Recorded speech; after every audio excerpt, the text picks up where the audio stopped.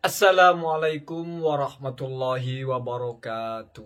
Bismillahirrahmanirrahim. Allahumma sholli ala sayyidina Muhammad wa ala alihi wa sahbihi ajma'in, amma ba'du. Hati-hati dengan fitnah. Fitnah dalam bahasa Indonesia ya maksudnya.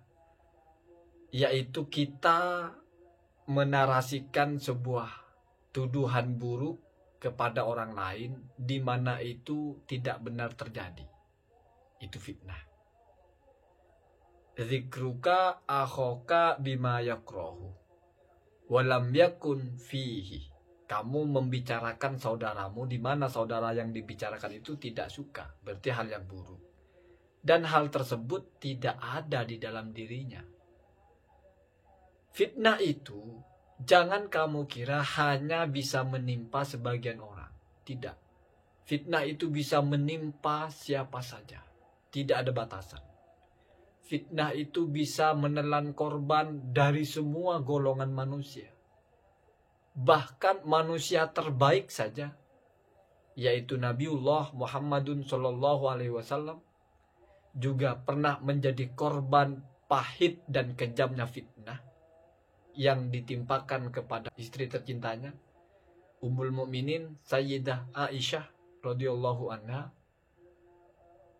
Sekarang kita bayangkan istri Nabi Sayyidah Aisyah, orang masih ada yang percaya kalau beliau melakukan keburukan, yaitu berselingkuh, atau dikenal dengan istilah hadisul ifki.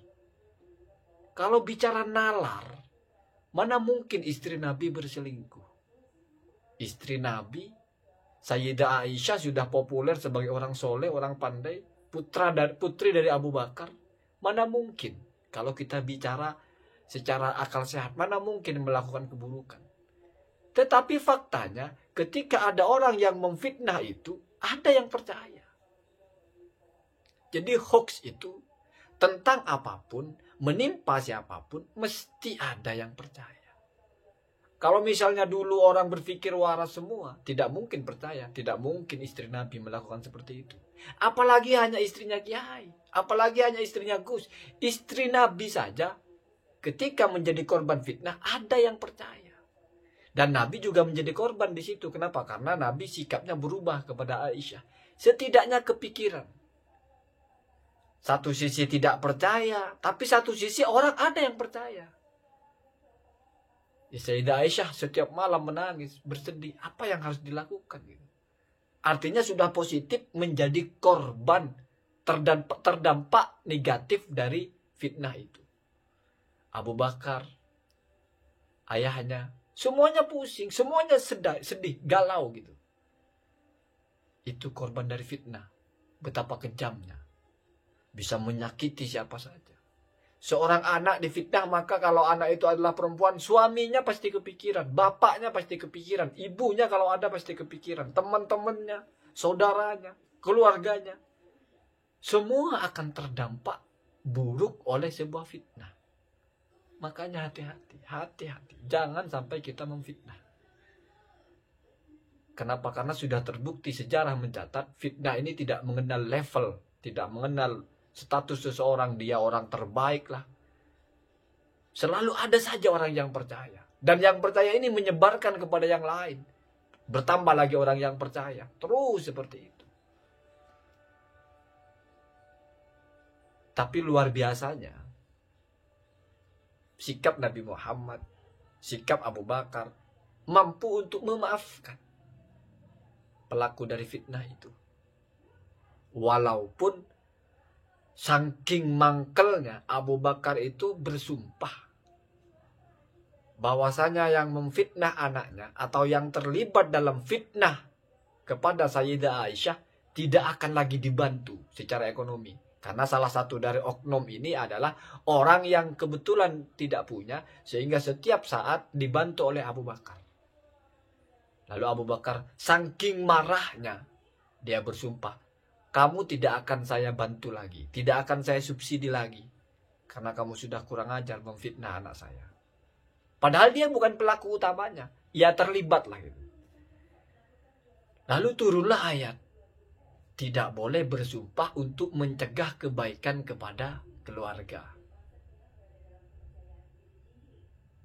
Abu Bakar menerima. Dia mencabut sumpahnya, dia tetap memberikan seperti semula.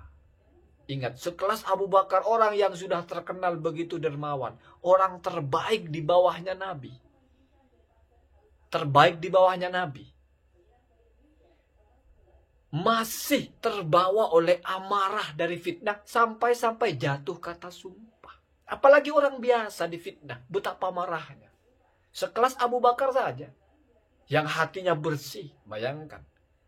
Orang terbaik itu kan Nabi Muhammad. Setelah Nabi Muhammad, Abu Bakar orang terbaik di bawah Nabi Muhammad. Itu masih terbawa oleh amarah, saking sakit hatinya kalau difitnah. Apalagi orang biasa, apalagi hanya Gus, apalagi hanya YouTuber difitnah, pasti sakit hatinya itu luar biasa.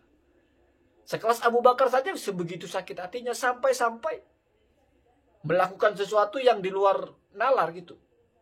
Bersumpah tidak akan membantu orang itu lagi.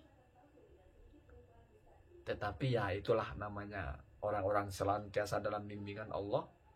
Ya Allah wahyukan kepada Nabi untuk negur Abu Bakar, tidak boleh bersumpah seperti itu. Kalau kamu ingin dimaafkan Allah, kamu kan senang kalau Allah memaafkan kamu, maka maafkanlah mereka. Jadi kalau kita sudah memaafkan orang yang memfitnah kita, maka kita tidak memberikan sanksi apapun. Kita anggap semuanya sudah tidak pernah terjadi. Itu namanya memaafkan. Bukan memaafkan, masih menuntut. Ya, kalau menuntut bukan memaafkan. Benar katanya Rafli Harun itu. Kalau saya maafkan tapi tetap saya laporkan, bukan memaafkan. Memaafkan itu mencabut semua beban. Jadi keburukan-keburukan, kemarahan kita yang ingin kita timpakan kepada dia berupa mengecap, berupa memberi sanksi lah, cabut semua. Itu namanya memaafkan. Persis seperti yang dilakukan oleh Abu Bakar. Jadi jangan dikira fitnah ini hal yang sepele, yang mudah dimaafkan.